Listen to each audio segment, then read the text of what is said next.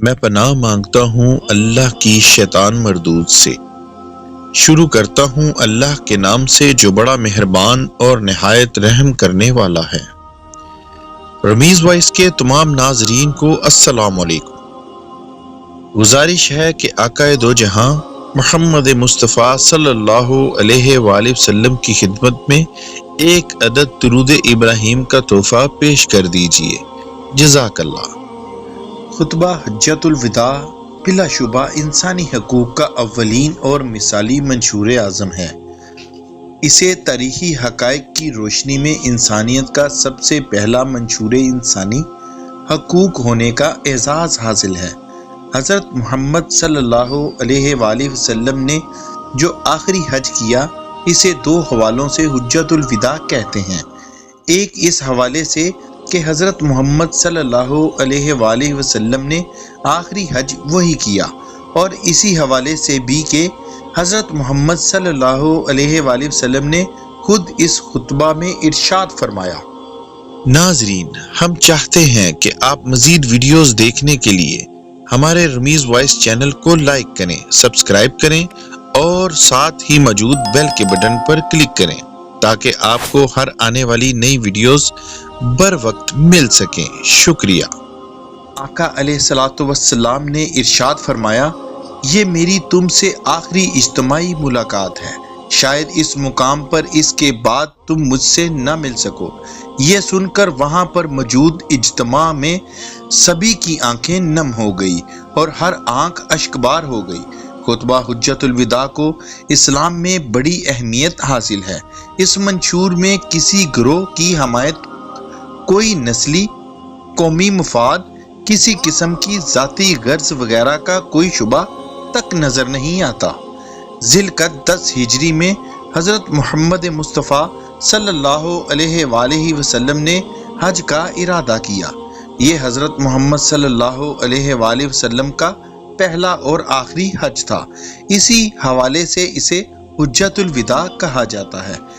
یہ ابلاغ اسلام کی بنا پر حج الاسلام اور حج البلاغ کے نام سے بھی موسوم ہے۔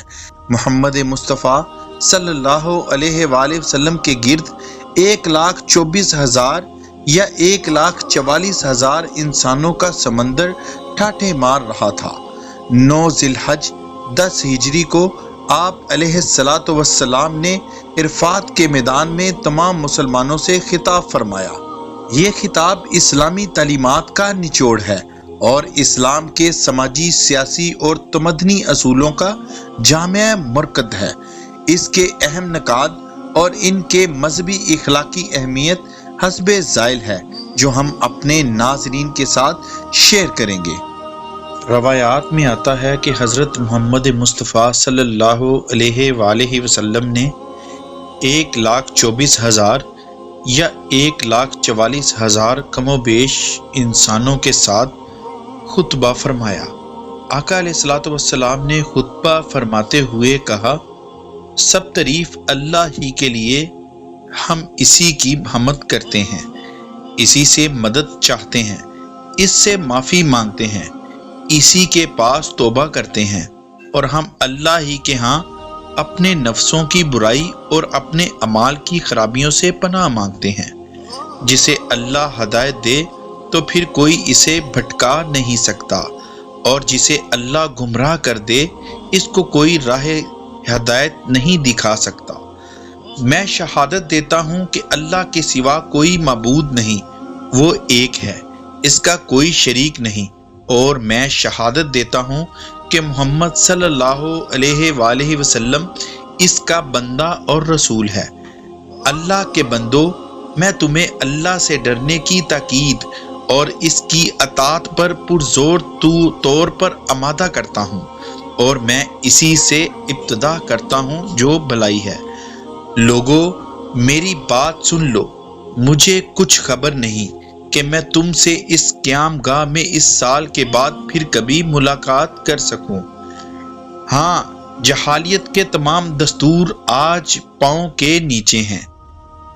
عربی کو اجمی پر اور اجمی کو عربی پر، سرخ کو سیاہ پر اور سیاہ کو سرخ پر کوئی فضیلت نہیں مگر تقوی کے سبب سے۔ خدا سے ڈرنے والا انسان مومن ہوتا ہے اور اس کا نافرمان شکی۔ تم سب آدم علیہ السلام کی اولاد ہو اور آدم مٹی سے بنے تھے۔ لوگو، تمہارے خون، تمہارا مال اور تمہاری عزتیں ایک دوسرے پر اسی طرح حرام ہیں جیسا کہ تم آج کے دن کے اس شہر کی اور اس مہینے کی حرمت کرتے ہو۔ دیکھو، ان قریب تمہیں اللہ کے سامنے حاضر ہونا ہے اور وہ تم سے تمہارے اعمال کے بابت سوال فرمائے گا۔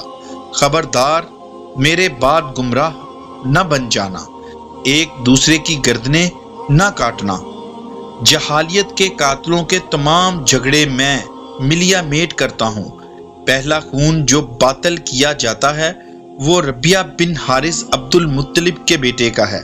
ربیہ بن حارث آپ کا چچیرا بھائی تھا جس کے بیٹے عامر کو بنو ہذیل نے قتل کر دیا تھا۔ اگر کسی کے پاس امانت ہو تو وہ اسے اس کے مالک کو ادا کر دے، اور اگر سود ہو تو وہ موقوف کر دیا گیا۔ ہاں، تمہارا سرمایہ مل جائے گا، نہ تم ظلم کرو اور نہ تم پر ظلم کیا جائے۔ اللہ نے فیصلہ فرما دیا ہے کہ سود ختم کر دیا گیا، اور سب سے پہلے میں عباس بن عبد المطلب کا سود باطل کرتا ہوں۔ لوگو، تمہاری اس سرزمین میں شیطان اپنے پوجے جانے سے مایوس ہو گیا ہے، لیکن دیگر چھوٹے گناہوں میں اپنی اطاعت کیے جانے پر خوش ہے، اس لیے اپنا دین اس سے محفوظ رکھو۔ اللہ کی کتاب میں مہینوں کی تعداد اسی دن سے 12 ہے جب اللہ نے زمین و آسمان پیدا کیے۔ ان میں سے 4 حرمت والے ہیں، 3 ذی القعدہ، ذو الحج اور محرم لگاتار ہیں، اور رجب تنہا ہے۔ لوگو، اپنی بیویوں کے متعلق اللہ سے ڈرتے رہو۔ خدا کے نام کی ذمہ داری سے تم نے ان کو بیویاں بنایا، اور خدا کے کلام سے تم نے ان کا جسم اپنے لیے حلال بنایا۔ تمہارا حق عورتوں پر اتنا ہے کہ وہ تمہارے بستر پر کسی غیر کو نہ آنے دیں، لیکن اگر وہ ایسا کریں تو ان کو ایسی مار مارو جو نمودار نہ ہو، اور عورتوں کا حق تم پر یہ ہے کہ تم ان کو اچھی طرح کھلاؤ، اچھی طرح پہناؤ۔ تمہارے غلام تمہارے ہیں، جو خود کھاؤ ان کو بھی کھلاؤ، اور جو خود پہنو وہی ان کو پہناؤ۔ خدا نے وراثت میں ہر حقدار کو اس کا حق دیا۔ اب کسی وارث کے لیے وصیت جائز نہیں۔ لڑکا اس کا وارث جس کے بستر پر پیدا ہو۔ زناکار کے لیے پتھر اور ان کے حساب خدا کے ذمہ ہیں۔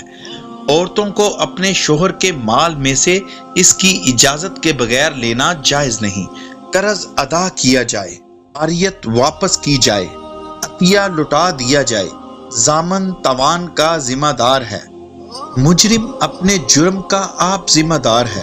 باپ کے جرم کا بیٹا ذمہ دار نہیں، اور بیٹے کے جرم کا باپ ذمہ دار نہیں۔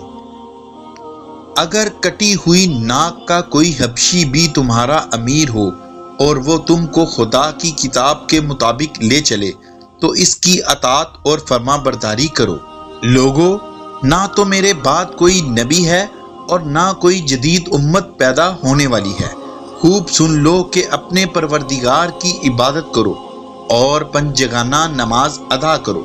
سال بھر میں ایک مہینہ رمضان کے روزے رکھو۔